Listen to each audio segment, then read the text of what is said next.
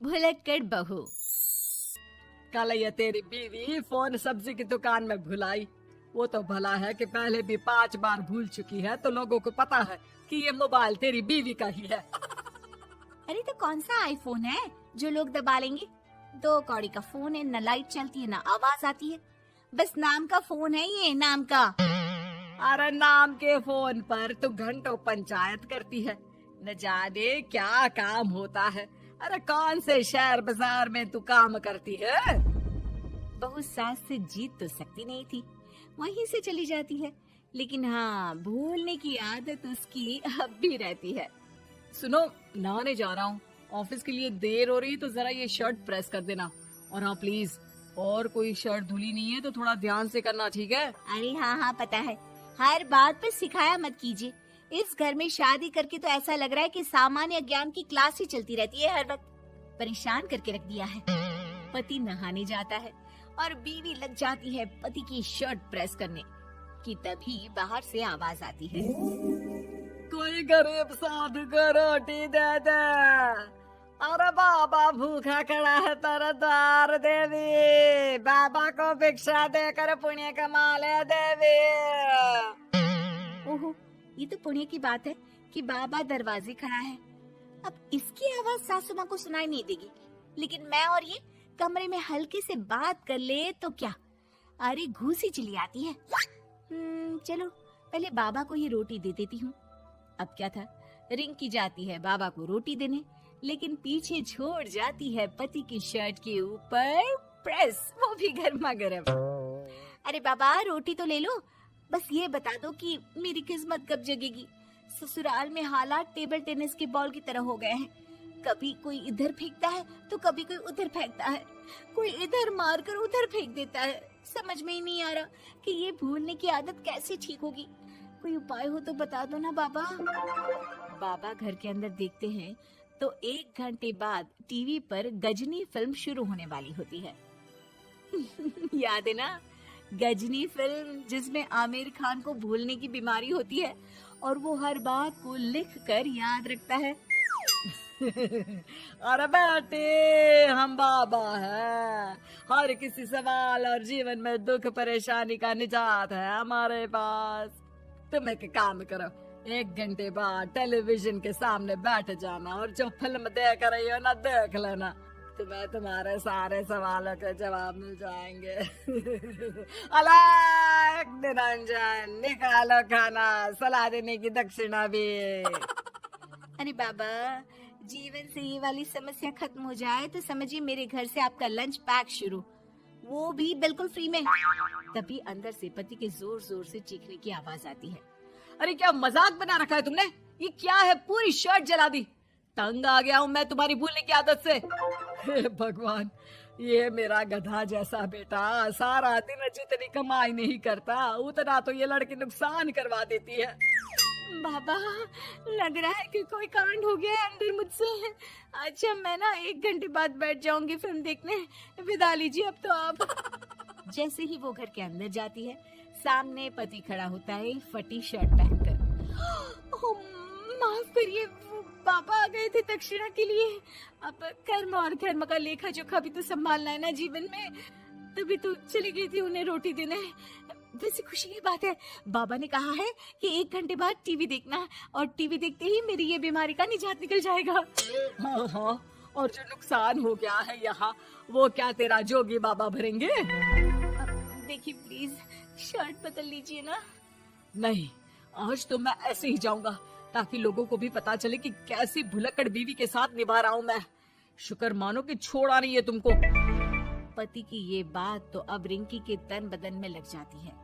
वो सोच लेती है कि अब किसी भी हालत में वो अपनी ये भुलक्कड़पन की बीमारी को खत्म करेगी। फिर क्या था, पति तो फटी शर्ट पहनकर चला जाता है और 1 घंटे बाद बहू कमरे में सो रही होती है कि सास आ जाती है। अरे भुलक्कड़, तुझे तो फर्क नहीं पड़ता, लेकिन हम लोग परेशान हो चुके हैं। जा, तेरा बाबा बोल रहा था ना 1 घंटे बाद टीवी देखना, तो जा देख, क्या पता कुछ सुधार हो जाए। बहू टीवी खोलती है तो सामने चल रही होती है गजनी फिल्म, जिसमें आमिर खान शरीर में या दीवार में लिखकर अपनी चीजों को याद रखता था। तेरी वाह, ये तो सच में बड़ा सही आइडिया है। इससे मुझे याद रहेगा कि क्या करना है और क्या नहीं। अब तो मैं भी सब सीख लिया करूंगी। वो टीवी बंद करके किचन में जाती है कि सास की आवाज आती है। अरे तेरी बुआ सास आ रही है, खाना बना लेना उसके लिए भी। जी माँ जी, बिल्कुल बना लूंगी। और सुन, वो कल वाला जो आटा बचा था ना, उसकी 2 रोटी बुआ सास के लिए बना देना। आटा पड़ा पड़ा खराब ही हो रहा है। बहू फटाफट रोटी बनाती है, लेकिन तभी उसे ध्यान आता है कि बुआ सास की रोटी तो पुराने आटे से बनानी थी। वो पुराना आटा लेकर रोटी बनाकर उस पर पेन से लिख देती है, पुराने आटे की रोटी बुआ जी के लिए। अरे क्या बन रहा है खाने में? भाभी, आपकी बहू की क्या हाल है? भूलने की बीमारी कम हुई या ऐसे ही तबाही मचा रखी है? अरे क्या बताए, अब आज किसी बाबा से उपाय पता किया है, देखो जरा। भाभी, ये आप ही हो जो संभाल रही हो ऐसी बहू। हम लोगों से तो पता नहीं हो पाता या नहीं। तभी वहाँ बहू आ जाती है। हाँ, तभी तो मैं इनकी बहू हूँ, आपकी नहीं। वैसे मैंने तोड़ निकाल लिया है। अब क्या था, बुआ सास जैसे ही खाना खाने बैठती है कि सास बोल पड़ती है। बहू, याद तो होगा नहीं जो बोला था? याद करो, बुआ के लिए कौन सी रोटी बनानी है, कहा था ना मैंने। जी, सब याद है, सब कुछ। ये लीजिए। लेकिन जैसे ही बुआ सास की रोटी उनकी प्लेट में आती है, वो जोर जोर से चिल्लाने लगती है। अच्छा, तो ये टोटका बताया है तेरे बाबा ने, जो कुछ भूलो लिख लो, क्यों? बहू को लगता है कि बुआ सास तारीफ कर रही है। अब क्या करे, याद रखने के लिए कुछ न कुछ तो करना होगा ना, वरना रोज रोज ताने बोलियां खा खा कर तो मैं परेशान हो गई थी। तो क्या कहा तेरी सास ने? बासी आटे की रोटी बुआ सास के लिए? है? बाबा, अरे कैसी बात कर रही हो ननद रानी, मैं ऐसा क्यों बोलूंगी? ऐसे आपको कैसे पता चला? क्योंकि तेरी भुलक्कड़ बहू ने ये लिखा है। बहू सबके सामने वो रोटी रख देती है जिसमें लिखा होता है, बुआ सास की रोटी बासी आटे की। क्या करूं, मैं इतनी सुंदर हूं तो? श्रीवास्तव मौसी का जब बेटा हुआ था, उन्होंने तभी ठान लिया था कि अपने बेटे के लिए सबसे सुंदर लड़की का हाथ मांग कर लाएंगी। श्रीवास्तव मौसी को भी बचपन से हीरोइन बन के रहने का बड़ा शौक था, तो बहू भी उनको हीरोइन जैसी ही चाहिए थी। एक दिन उन्होंने मिस गाजियाबाद डिम्पल से उसकी शादी करवा दी। यहाँ बस एक ही दिक्कत थी, डिम्पल को फेस मास्क बनाना तो आता था, पर आटा गूंथना नहीं आता था। बातें तो पक्की पक्की करती थी, पर रोटियां कच्ची पक्की बनाती थी। कमला बहन, मानना पड़ेगा, आप शहर की सबसे सुंदर लड़की को ब्याह कर ले आई है अपने बेटे के लिए। अब इसमें हमने तो कुछ नहीं किया भाई साहब, सब ऊपर वाले की कृपा है। जी जी, तो क्या क्या कर लेती है आपकी बहू? सब कुछ। जाओ बेटा डिम्पल, शर्मा जी के लिए थोड़ा नाश्ता पानी बना लाओ।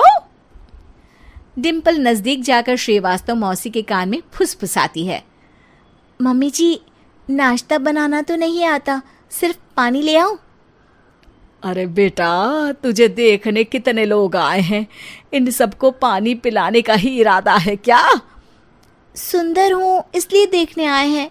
क्या करूं, मैं इतनी सुंदर हूँ तो आप ही बताओ ना, क्या करूं मैं? अरे बेटा, कुछ मत कर, खाना बनाना सीख ले बस। श्रीवास्तव मौसी के लिस्ट में सुंदरता सबसे ऊपर आती थी और उन्हें उसी का फल मिला। उनके बेटे अशोक ने एक दिन माँ से शिकायत की। माँ, कैसी बहू ढूंढ कर लाई हो? मैं शाम को थक हार कर घर लौटता हूँ तो मुझे कहती है, आज पेडिक्योर करना है, करवा दोगे? अरे जबकि दिन भर काम करके पाँव मेरे थके थे। अरे बेटा, ठीक है ना, धीरे धीरे सीख जाएगी। अरे क्या सीख जाएगी माँ, उससे कुछ भी नहीं आता। हफ्ते भर का शेड्यूल बना लिया है उसने, पेडिक्योर, हेड मसाज, मुल्तानी मिट्टी का ये वो, अरे पता नहीं क्या क्या। अरे मुझे तो नाम भी नहीं आते। देख बेटा, खाना बनाना, सब्जी काटना, ये सब सीखा जा सकता है, पर सुंदरता नहीं सीखी जा सकती। इतनी सुंदर बहू मिली है, फिर भी तू खुश नहीं है। कैसा बेटा है तू? श्रीवास्तव मौसी का मानना था कि समय रहते बहू सब सीख जाएगी, पर मिस गाजियाबाद से शादी कराने के बाद घर का जो नाम हुआ है वो जरूरी है। अरे सबकी बहू खाना बना लेती है, हमारे घर में तो काम वाली दीदी भी है, पर हमारे घर में जितनी सुंदर बहू है ना, उतनी किसी के घर में नहीं। ऐसा श्रीवास्तव मौसी सबको कहती रहती। फिर एक दिन वो हो गया जो नहीं होना चाहिए था। डिम्पल को पिंपल हो गया। डिम्पल घर में छुपी बैठी थी, पर ऐसी खबर छिपती कहाँ है।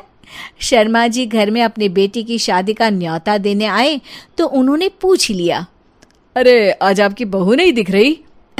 हाँ, वो ना थोड़ा काम में बिजी है, आती ही होगी। और इतने में डिम्पल सही में किसी काम से वहां आ जाती है। बस शर्मा जी की नजर पड़ जाती है डिम्पल के पिंपल पर, जो उन्हें चांद पे दाग जैसा लगता है। पूरे शहर में बात फैल जाती है कि डिम्पल को पिंपल हो गया है।